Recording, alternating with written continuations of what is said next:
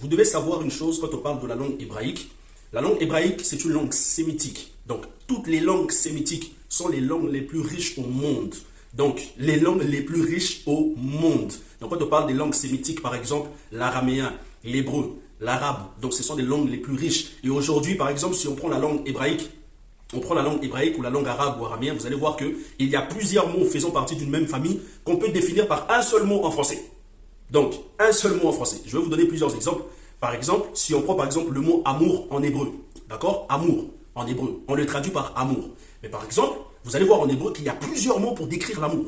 Plusieurs mots pour décrire un seul mot qui est traduit en français.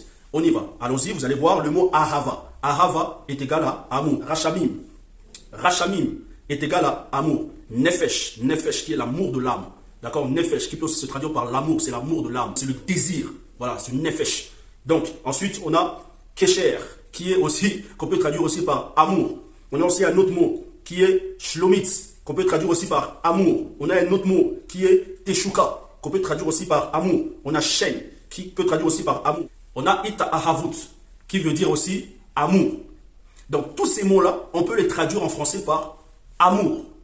Mais par contre, tous ces mots, ça veut dire amour en français, mais dans ces langues originelles, lorsque tu regardes attentivement dans ces langues originelles, pourquoi les mots qu'on peut traduire par un seul mot en français peuvent avoir plusieurs mots dans les langues sémitiques? Parce que dans un mot, on décrit le caractéristique de ce qu'on parle.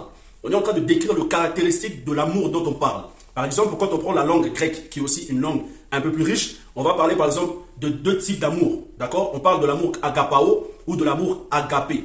Donc, bien qu'il y a plusieurs mots en grec pour définir l'amour, par exemple l'amour maternel, etc. Donc on définit l'amour différemment. Ici, par exemple, dans le terme amour, on prend agapé ou agapao. Agapé ou agapao, c'est un amour inconditionnel. Donc on peut aussi le décrire par l'amour divin. D'accord? Donc du coup, il y a aussi l'amour philéo ou philia. Donc l'amour philia ou philéo, c'est l'amour humain, c'est l'amour sentimental. Voilà. Donc c'est l'amour affectif. Donc c'est un peu ça. Donc en fait, voilà, ce sont des mots. Ce sont plusieurs mots, mais pourtant qui ont une seule traduction en français. Ce sont plusieurs mots qu'on peut traduire par un seul mot en français. Est-ce que vous vous rendez compte à tel point que ces langues sont tellement riches et que le français est pauvre, en fait, en réalité?